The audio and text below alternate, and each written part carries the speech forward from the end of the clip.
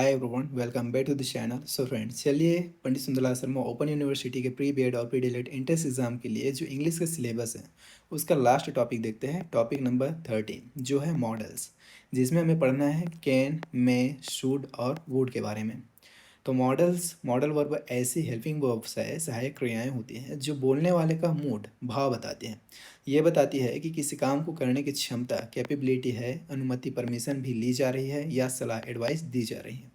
सबसे बड़ा golden rule, अगर आप इसे याद रख लेते हैं तो आपका ये मान के चले कि जो मॉडल्स वाला क्वेश्चन होगा उसको आप एलिमिनेशन मेथड से आराम से बना पाएंगे।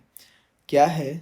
तो किसी भी modal can, could, may, might, would, should, will, shall, must के बाद उसके ठीक बाद हमेशा वर्ब की फर्स्ट फॉर्म आती है, V1 ही आती है। इसे आपको याद रखना है, बेहद इंपॉर्टेंट। इनके बाद कभी भी एस या ई एस, V2 या V3 या ING नहीं लगता, इसे आपको याद रखना है। क्लियर है? चलिए आगे समझते हैं। पहला मॉडल वर्ब जो है कैन, शोइंग कैपेबिलिटी, क्षमता, योग्यता दिखाना। सिलेबस में स्पष्ट रूप से लिखा है कि कैन का उपयोग कैपेबिलिटी, क्षमता के लिए पढ़ना है।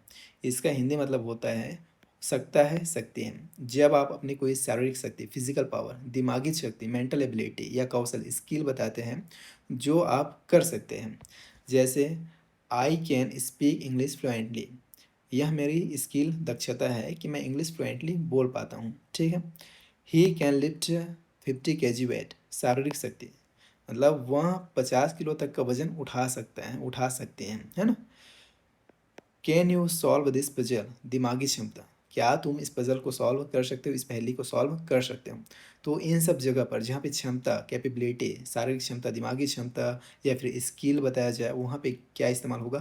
कैन इस्तेमाल होगा। क्लियर है? चलिए प्रीवियस क्वेश्चन देखते हैं। DLED 2024, past of can is could.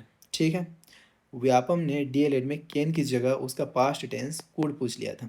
अगर वाक्य बीते हुए कल पास्ट में शुरू हो रहा है तो क्षमता बताने के लिए कैन नहीं बल्कि कुड आएगा। क्वेश्चन था ही thought he blank do the job. अब यहाँ पे थॉट है, देखिए, तो कैन नहीं आएगा, माइट नहीं आएगा, विल नहीं आएगा। कैन का पास्ट क्या आएगा? कुड आएगा। ऑप्शन सी सही हो जाता। ठीक है। वाक्य में थॉट, V2 पास्ट टेंस से शुरू हुआ है ना। वाक्य किससे शुरू हुआ है? थॉट से शुरू हुआ है, पास्ट टेंस है जो कि V2 है। उसने सोचा कि वह यह काम कर सकता था, बात पास्ट का चल रहा है। पास्ट में क्षमता बताने के लिए कैन का कुड हो जाता है, याद रखेंगे। आंसर क्या हो जाएगा? कुड हो जाएगा। में सीकिंग परमिशन, अनुमति मांगना। सिलेबस के अनुसार में का मुख्य उपयोग औपचारिक फॉर्मल अनुमति परमिशन मांगने और देने के लिए होता है। नोट, कैन से भी अनुमति मांगी जाती है पर में ज़्यादा आदर, रिस्पेक्ट दिखाता है, इसलिए शिक्षक को बड़ों के साथ में लगाते हैं। मैं खुद एक टीचर हूँ, तो बच्चे लोग जब क्लास में आना होता है तो बच्चे लोग क्या बोलते हैं? मे आई कम इन सर, में लगाते हैं। ये नहीं बोलते कि can I come in sir. क्यों? क्योंकि ज़्यादा रिस्पेक्ट देने के लिए अच्छा क्या माना जाता है? मैं माना जाता है। ठीक है। एग्जाम्पल्स है, मे आई कम इन सर, क्या मैं अंदर आ सकता हूँ? Standard school phrase. May I use your pen, yes you may go now, अनुमति देना। तो इन सब जगह पर क्या होगा? मे का इस्तेमाल होगा। ठीक है। बोनस यूज, शोइंग पॉसिबिलिटी, संभावना। भले ही सिलेबस में ना लिखा हो पर मे का एक और बड़ा उपयोग शायद संभावना बताने के लिए होता है।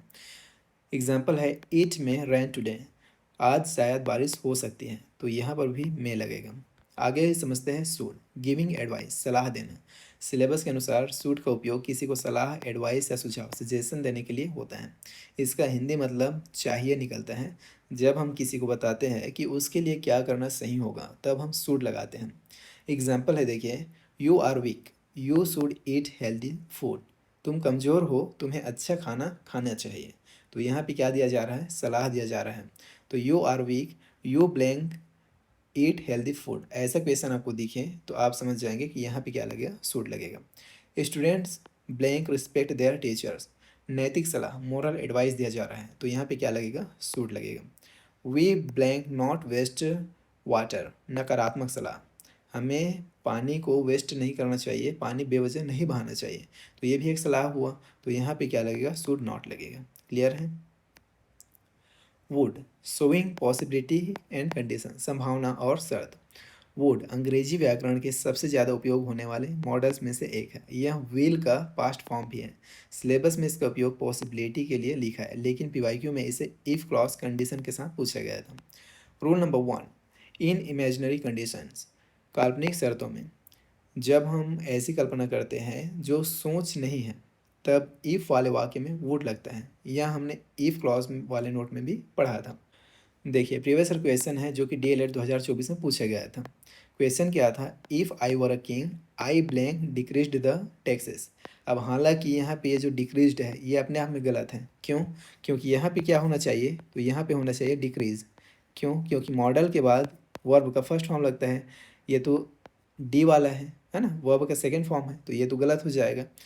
तो देखिए, if I were a king, अगर मैं राजा होता तो मैं टैक्स कम कर देता, ये बोला जा रहा है। तो क्या हो जाएगा?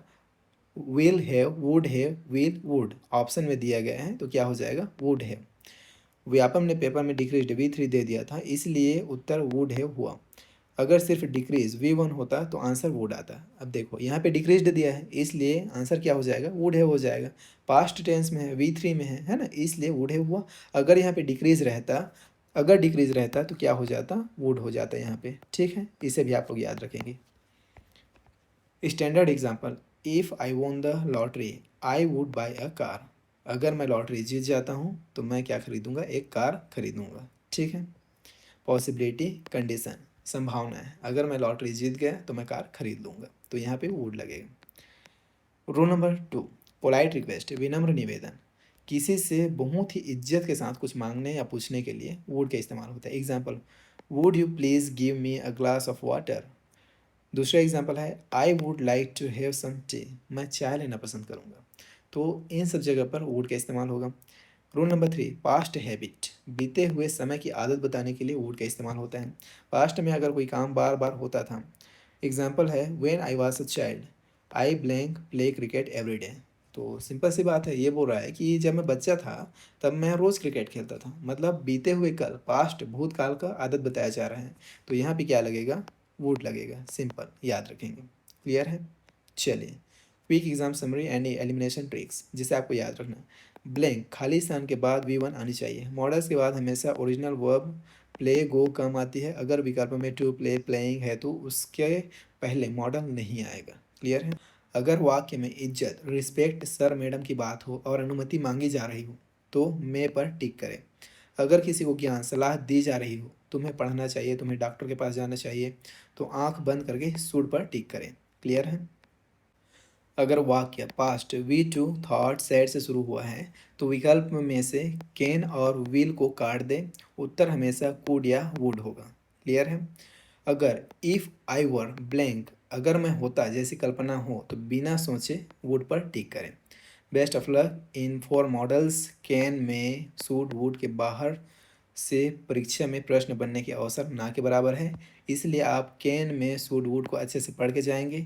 ये स्लाइड जो कंप्लीट ग्रामर का स्लाइड है, इसको मैं टेलीग्राम में अपलोड कर दूंगा, वहाँ से डाउनलोड करके इसको अच्छे से रिवाइज करके जाइएगा। पूरा 13 टॉपिक को अच्छे से पढ़ के जाइएगा। आप इंग्लिश में डेफिनेटली 10/10 स्कोर करेंगे, ये आप मान के चलिए। 10/10, एक नंबर भी नहीं कटेगा अगर आप इतना अच्छे से पढ़ के जाते हैं, समझ के जाते हैं तो। बाकी best of luck from my side, and मिलते हैं किसी अदर सब्जेक्ट के नेक्स्ट वीडियो में। Till then take care and bye.